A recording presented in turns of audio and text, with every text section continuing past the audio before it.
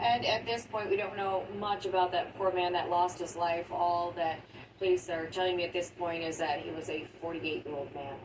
For now, reporting live here in downtown LA, Mary Beth McDade. We'll send it back to you guys in the studio. MB, thank you. And that deadly incident overnight was just the latest in several recent outbursts of violence aboard metro buses and trains. In March, a man with a BB gun hijacked a bus and crashed it into the Ritz-Carlton in downtown LA. He took off on a bicycle and was found an hour later. Then last week, 2 passengers were arrested for fighting on a bus in Santa Monica. One of them had a knife. LA County Supervisor Janice Hahn is calling for changes to make mass transit safer. I want to see more uniformed law enforcement officers on our system. I believe will make passengers feel safer, and in fact, I believe they will, be able to stop or deter criminals.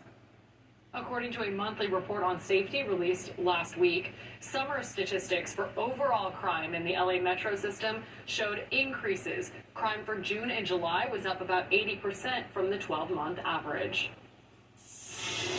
A suspect is in custody after an explosion at the Santa Maria Courthouse in Santa Barbara County that left 2 people hurt. It happened just before 9 o'clock this morning. The Santa Barbara County Sheriff's Office says the explosion was from a deliberately set improvised explosive device. A motive for the explosion is still under investigation. The LA County Sheriff's Department is providing extra patrols in and around local courthouses as a precaution. Now at 4, new video of a deadly confrontation between a pipe-wielding man and Fontana police. It shows an officer punching the suspect after he had been shot. The suspect later died at a local hospital. Now the video is raising questions about the actions of the officers. KTLA Shelby Nelson joins us live from Fontana with more on this developing story. Shelby. Sam and John, this new video shows a different angle of the incident that happened yesterday in this very parking lot, and we do want to warn you that video that you're about to watch is graphic. New video shows what happens after an officer-involved shooting in Fontana on Tuesday. There was like 4 or 5 shots that caught my attention. So I got out of my car and then I seen a person on the floor. Arturo Garcia was sitting in his car in this Vaughn's parking lot off Baseline and Cherry Avenues waiting for a DoorDash order. So was it after you heard the shots you start filming? Yes. In that video, an officer puts on medical gloves and yells at the man on the ground to get on his stomach. When the man doesn't comply, he punches him. Earlier that afternoon, Fontana police officers were called out to a business where a 911 caller stated a man was swinging a pole. Police say the suspect, now identified as 44-year-old Jesus Garcia of Fontana, swung at computers and registers inside this AutoZone before then damaging other property and committing assaults with a deadly weapon on another person.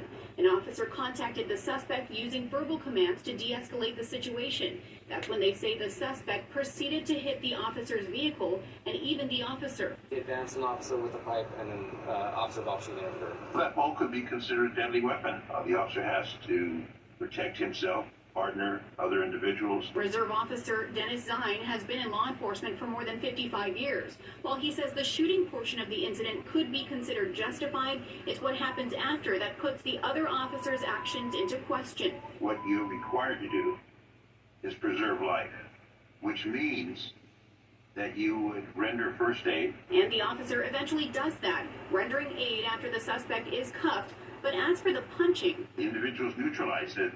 He's no longer a threat to you. Since the individual's on the ground and the pole's on the ground, the individual apparently had no other weapons in the hand. So what's the justification for striking? now Garcia was later pronounced dead at a hospital. They will be doing toxicology reports to see if he was under the influence of drugs or alcohol. In the meantime, Fontana police are going to be doing their own internal investigation, but the San Bernardino County Sheriff's Department will be investigating the officer-involved shooting portion of it. Reporting live in Fontana, I'm Shelby Nelson, KTLA 5 News. Shelby, thank you. This just in, LA District Attorney George Gascon announces LAPD has arrested a serial rapist, a man who police say has victimized more than a dozen women.